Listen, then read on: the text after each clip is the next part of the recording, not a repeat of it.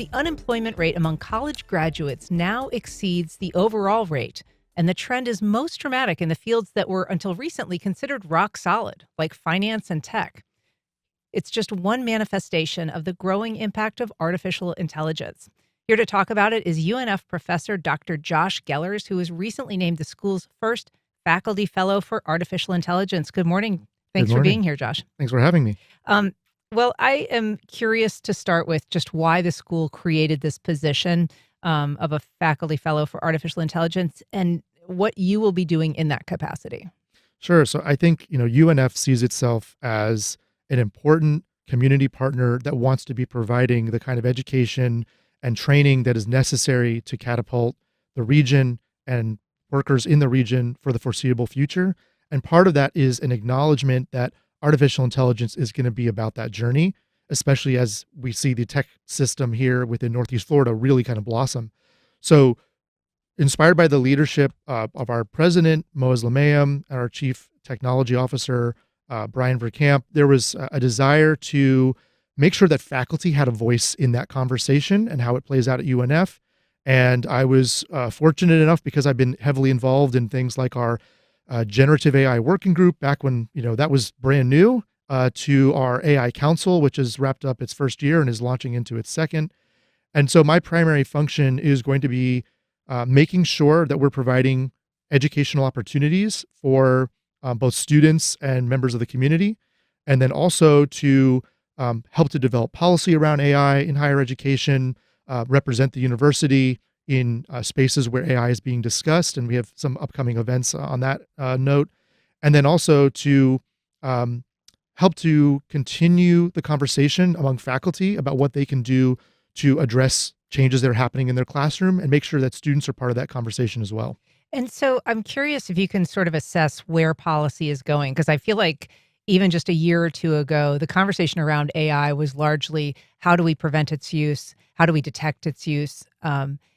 Now it seems a little bit more like a kind of lead, follow, or get out of the way with Mhm. AI. And so perhaps the policies that you all are devising and implementing have changed. So one thing that we've done is in concert with our Office of General Counsel, among with other stakeholders within the university, is to look over with a fine-tooth comb all of our existing policies and to identify the ways in which they could be impacted by artificial intelligence. And the idea is to provide guidance so that both community members as well as members external to the university can understand how these things intersect and what we are doing about them.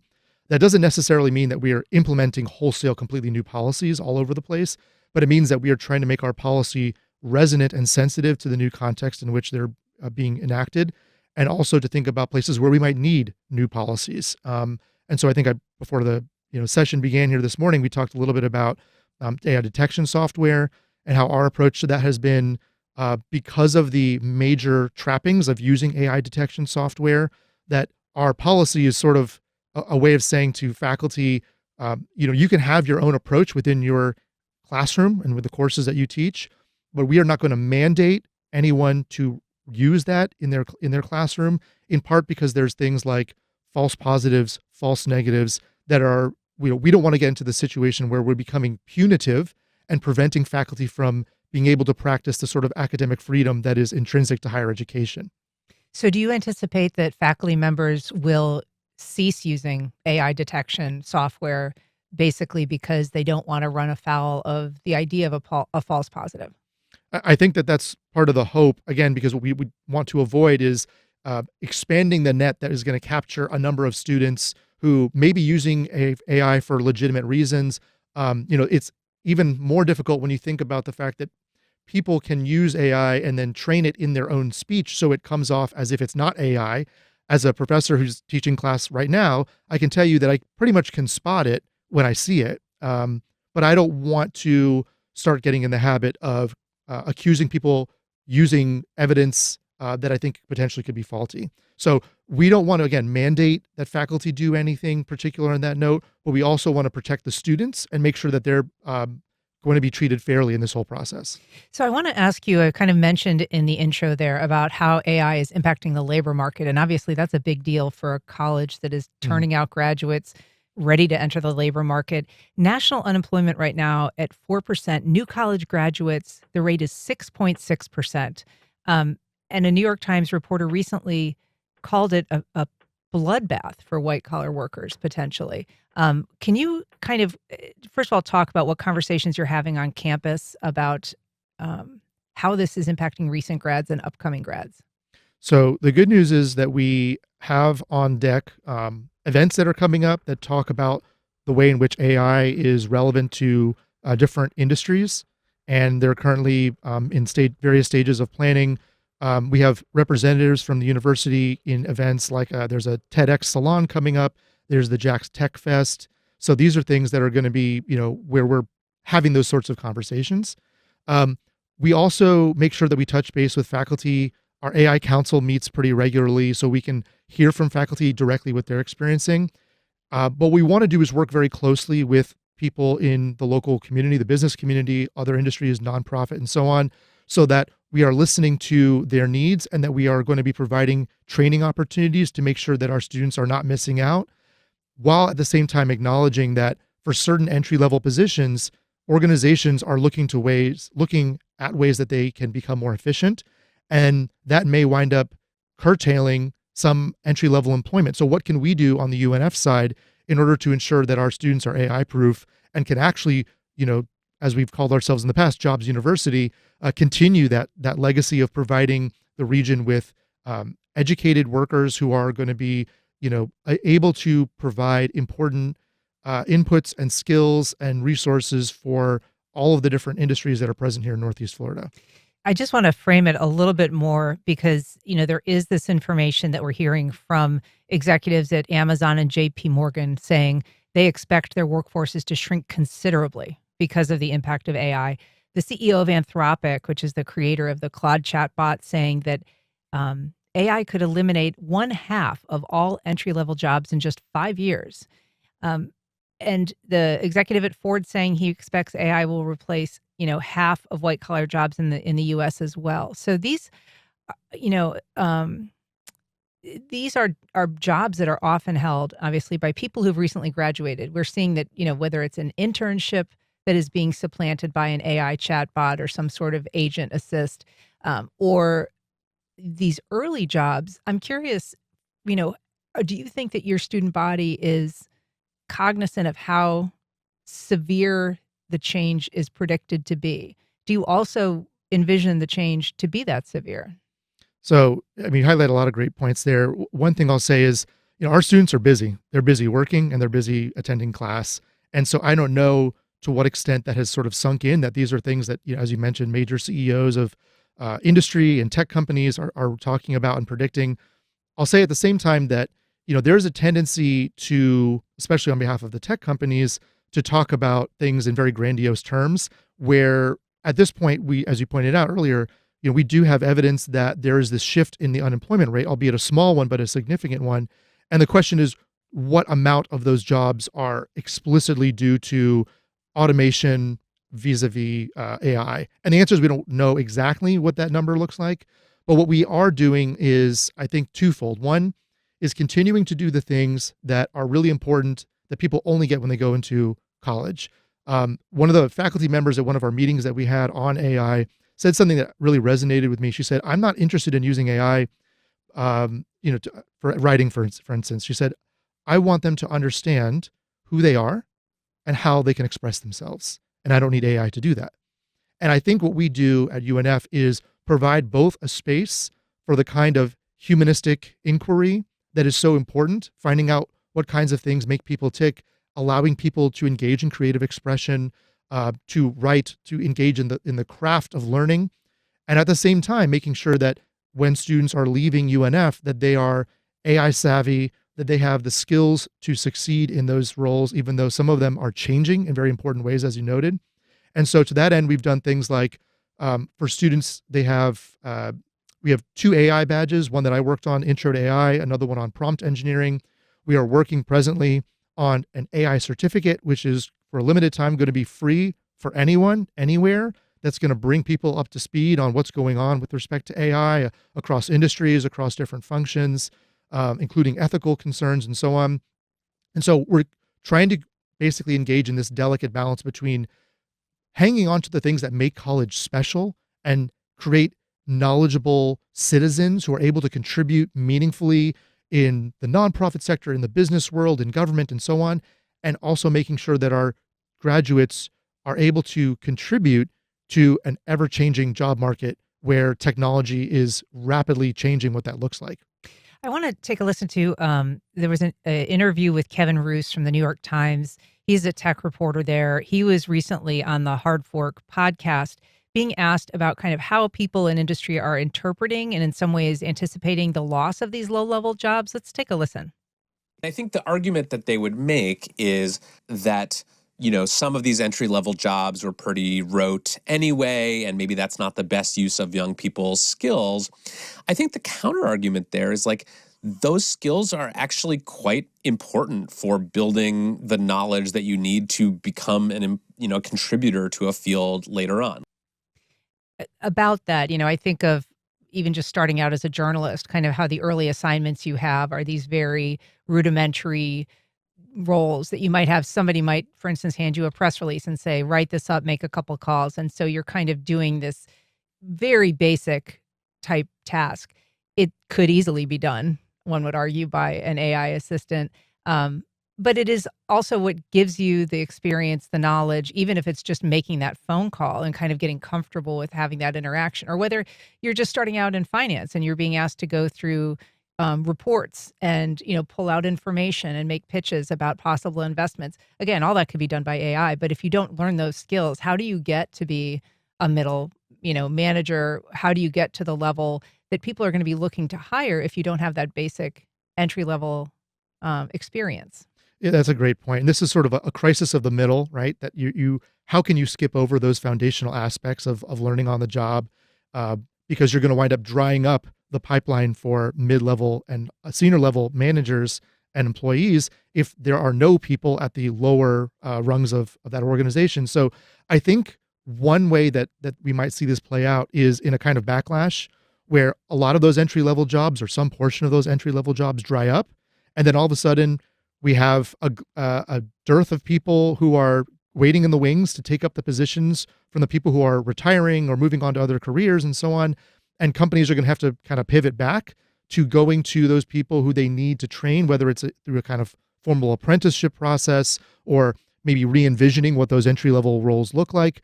But in the race to capitalize on the efficiencies that AI can generate, we run the risk of overlooking these very important factors, which are going to contribute to the growth of organizations and their continued ability to perform their operations into the future. If you're just joining us, I'm talking to Dr. Josh Gellers. He is heading up the school, UNF's new AI policy and, I guess, faculty advisory mechanism on artificial intelligence. And he is talking to us about, the impacts on campus and also in the job market. We're also going to be talking about some real life impacts that a lot of people are anticipating. But if you'd like to join our conversation, you can give us a call at 904-549-2937. You can email us at firstcoastconnect@wjct.org, or you can reach out on social media on Facebook, Instagram, or X at FCC On Air. We've got a call from Jimmy on the West Side. Good morning, Jimmy. Go ahead. Hey, good morning, Ann. Good morning, Dr. Gellers. I have to tell you, UNF has made the right pick. Your credentials are exemplary, Dr. Gellers. I'm curious, and I have a little bit of experience adjunct professoring on the side. You might say I'm a bit of an adjunct professor. I wonder how you and other professors are using these tools in your own work, either in instructional design or research or in the classroom. Just curious how you're seeing the impact of AI in your own work. Thank you. It's a great question, Jimmy, and I'll add to that because I feel like a lot of us sometimes don't even know when we're using AI in our work because it has become so omnipresent. But if you can answer his question. Sure. First of all, you're not a bit of an adjunct. You're an adjunct. You're working as a professor. So thanks for being part of the professoriate. There's sort of three different camps of faculty, right, that we think of. There's we call it the 20-60-20 rule. So 20% of the faculty totally dialed in, very interested in exploring how AI can be used both in research and teaching. 60% kind of trying to figure out whether it's going to be helpful to them, maybe a little bit gun shy and unclear what tools to use. And then 20% are pretty adamantly opposed and have no interest in it. And so we have to just recognize first and foremost that that is kind of the state of academia at UNF, and in particular in my classes. I'm in that sort of top 20% that's really interested in tinkering and seeing what I can do with it. In the classroom, I can tell you that last year in the spring, I taught a professional development course for the first time, which was wonderful. It's for our new environmental science, Bachelor of Science degree. And at the same time, even though I've done things like this for a long time, I had never taught this particular course. And I was thinking, all this content is existing. I don't need to reinvent the wheel to teach students how to write a cover letter, which is going to be analyzed by AI anyway. So what I did is, I provided them with resources that were coming from, blog posts and people in industry writing about these sorts of things. But then for each module, I used a large language model to generate copy, basically like a script. And then I used 11 labs to digitally clone my voice. And I had every single module introduce that topic in a digital clone of my own voice. And what was really interesting was at the end of this, I had not disclosed this to my students. This was somewhat of an experiment. And but I let them know at the end that this is what happened. And I asked how it affected their trust in both me and the course. And the overwhelming majority of the students who responded said that it didn't really affect it. Now, what I did on the other side of it was in class. It was very high touch, very experiential. We had field trips out in nature. We had guest speakers from industry. We had simulations of professional ethics quandaries and all these sorts of things. On the research front, we're seeing now a movement towards, in some places, the acceptance of AI generated material. In other places, it's still totally not permitted. I have never used it in my own research to, generate a research paper or anything. But when I have received reviews from other people on my work, I've asked an AI, system, where do you think I should incorporate some of their suggestions? And then I write in there. So it's basically an assistant that's helping me to work through some of the changes I need to make to my own research products. So, again, there's a lot of faculty who have very different approaches to this. Are probably among that 20% that really do a lot. But I think we're beginning to see some really interesting ways in which faculty are beginning to experiment with it. The one I'll just mention, because it was so fantastic, I had to, I think it's worth sharing. A faculty member who teaches in Spanish used AI to generate an avatar so that students could interact with Cervantes when they're reading Don Quixote. So the opportunities to enliven historical documents and materials, I think, are just unprecedented and really provide you with an insight into what are some of the positive aspects of AI and how we might be able to include it in our teaching practices. Sure. The flip side of that, of course, is this research showing, relying on things like ChatGPT lead to what is being called cognitive debt, basically weaker brain connectivity, poorer memory recall. I feel like anybody, that is in my age group that can recall what happened when spell check became a thing, or even the backup camera in your car, you realize that those, muscles deteriorate really quickly, if not completely atrophy. Recently, Megan O'Rourke, who writes, she edits the Yale Review, and she is a creative writing teacher at Yale, noted something in her own experience with using ChatGPT and kind of an AI assistant. She said the most pernicious thing about AI is the way it simulates mastery and brings satisfaction to its user, as if she did the thing that the technology performed. Do you find that there's a risk of that at all when you are relying on AI? It's a great assistant, but is there a tendency to kind of feel ownership of the product that it helped generate? Absolutely. I think that gets to the heart of this issue about using AI for creative works. But I also think that, to think with my social scientist hat on for a moment, the research that has come out on things like sort of cognitive decline and the hand wringing over how this is affecting the performance of students is really still very early stage. And a lot of what gets reported are these preprints that have not been peer reviewed, or they have small sample sizes. So they're talking about, 20 students over a semester. What we really need is large-scale longitudinal analyses to be able to determine what are the causal factors that are influencing these impacts that maybe we're seeing, maybe we're not.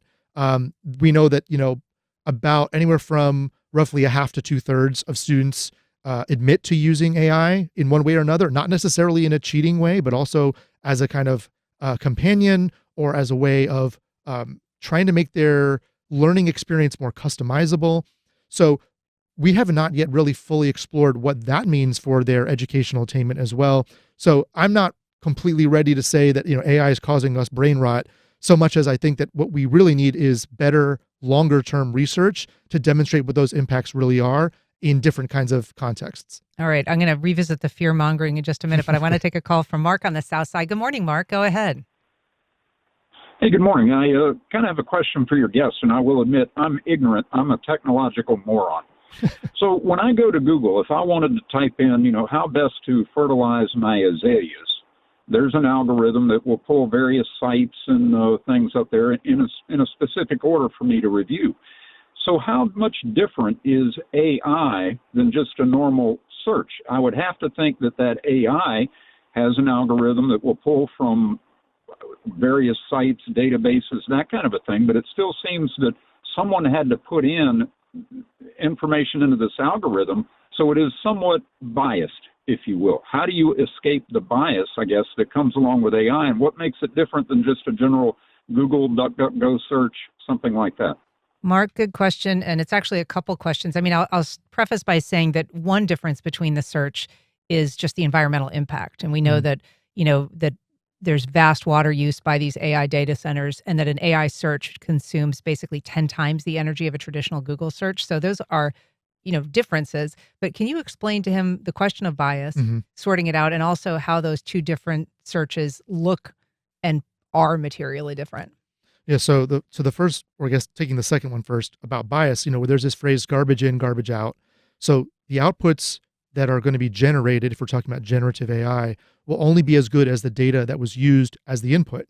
And if the data itself is biased, then we would reasonably expect that the outputs will be biased themselves. Rooting out bias is very difficult, but it involves a lot more hands-on, a lot more of a collaborative effort. Having these organizations where they have red teams of people who are trying to suss out what those kinds of issues might be before a product gets released, making sure that there's sort of regular third-party evaluation of both the data and the tools used to assess the data and roll it out through an AI system. But it's a very tricky process. And of course, the emphasis is always on putting out more faster. So we're always kind of like behind the eight ball a little bit. In terms of what makes your search different from, say, the output that is generated by Google. So the algorithm is in part reflected by things like search engine optimization. So you put the right keywords in, and the algorithm says, okay, well, those keywords, if you type in WJCT, we would want the WJCT website to be the first thing that you see. And there are certain things you can do to help promote that. But what Google and other search engines are doing is actually putting the AI generated output first. And they're calling this GEO, generative engine optimization, where what you're going to see is the amalgamation of all of those different resources kind of stitched together. And it's actually causing a huge issue with advertising because it's demoting all of the people who put all their energy into SEO and advertising to make sure that they were the first thing that comes up when you perform your Google search. And now it's whatever the AI system generates and the little links that it provides in the margins. And people are clicking on those links. They're not now going into the search results. So this is creating like a huge change in the marketing industry, especially for online marketing. But that's the biggest difference is the algorithm is just promoting based on, this like marketplace of how something is elevated or not within a particular range of potential outputs. Whereas what you're seeing now when you search about, how to fertilize azaleas is actually AI generated output based on a whole range of different kinds of sources. There was a really good piece on NPR this morning too, just talking about those impacts on either advertisers or, the optimization efforts. So I said I wanted to return to the fear mongering, and that is because, there are worlds of concerns beyond, kind of college campus or how it might affect the job market, which are no small things, how it might affect our brain. Again, no small thing. But the research that's been going into what happens when AI takes over things like coding and how the speed at which we're seeing AI transform what we know accelerates beyond our ability to anticipate that change. And so you have things that are accelerating because AI is managing to do it with such efficiency and such rigor that it can move much faster than it currently has done. Mhm.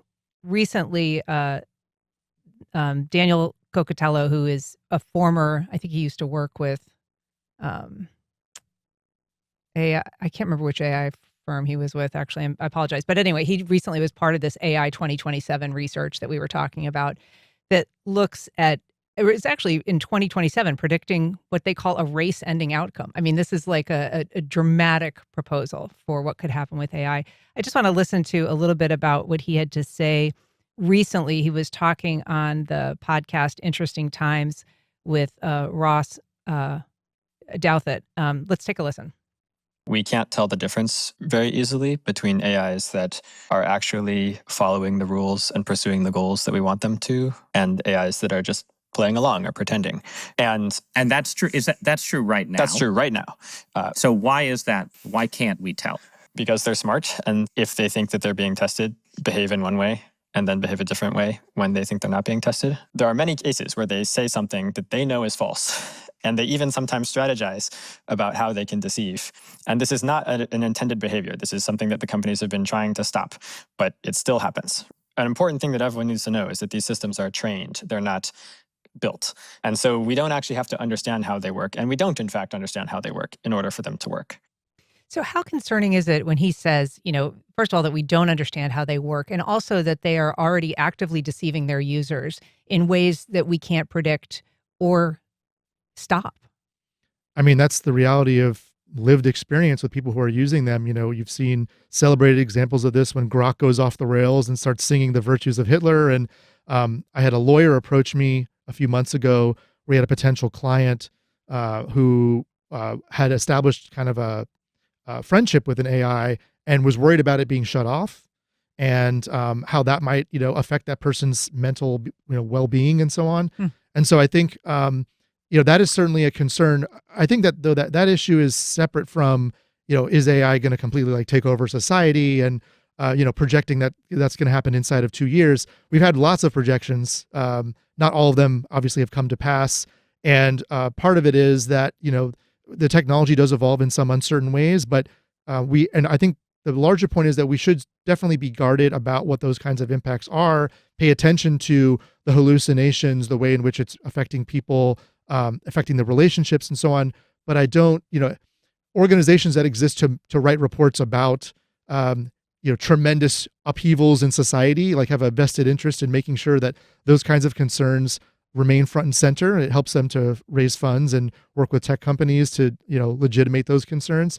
So it's kind of like a bridge that I think we'll cross when we get to it. But I think that there's sort of a threading a needle here, which is we should be concerned about some of these near-term effects, but whether AI is going to become, artificially super intelligent and is going to, take over my electric vehicle without my permission. I mean, those things are kind of the stuff of science fiction that I think are still a bit ways off.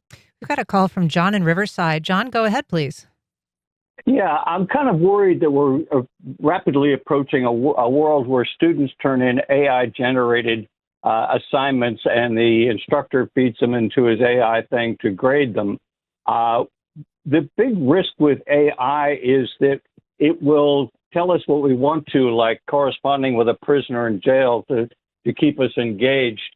I was an English major. I know that the writing process, if you can't write about it, if you can't explain it to another human being in your own words, you don't truly understand it. And so the idea that we're going to make our world easier and easier, we start to see these deficits everywhere. I attend Tai Chi classes, and one of the things we've noticed is that students coming in now can't simply sit and watch an instructor do a move. They start to do it as soon as the instructor does, which means they live in a world where the computer in their car tells them when to turn. They can't sequence information in their own mind. John, thank you for your comments. I'd ask you to kind of address his concern there. Yeah, John, thanks very much for your call and the number of concerns you raised. And I think that it sort of relates back to, are we providing students with the sort of foundational stepping stones for learning that are really important for scaffolding and building on those skills so that they can do, more advanced computation, more advanced writing, reflection, and so on. And I think that, it's important that we don't lose sight of those. At the same time, I think that, there was a lot of furor several months ago over talking about students at Ivy League universities who can't read a book, right? Because they just don't have the attention span for it.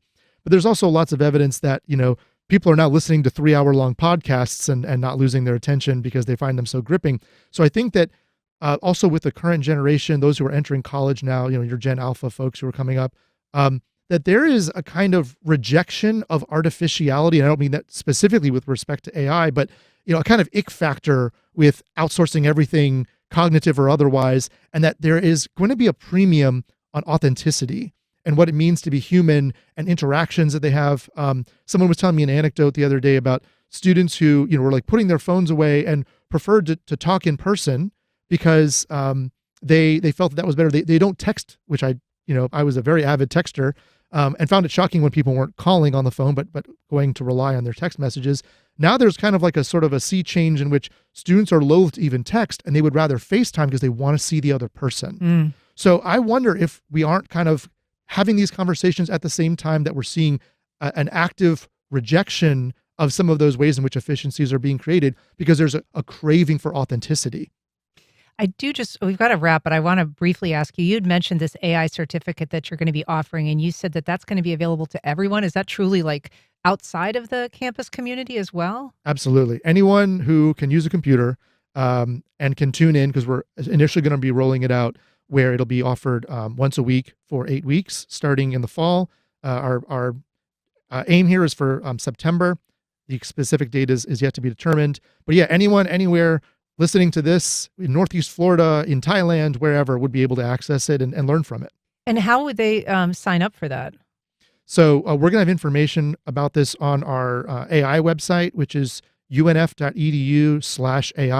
And there'll be a link that people can use to sign up for it, gain information about other academic programs that we offer, and also learn what we're doing internally about some of the things like the policies we talked about earlier and other sorts of AI-related material. Sounds cool. So when the certificate link is on the site, it will be on the AI site. We have a link to the AI site on our website. So if people are interested in exploring that, they certainly can. But Dr. Josh Keller, so much interesting stuff to talk about. Thank you for your work on it. Thanks for coming in today. Thanks for having me.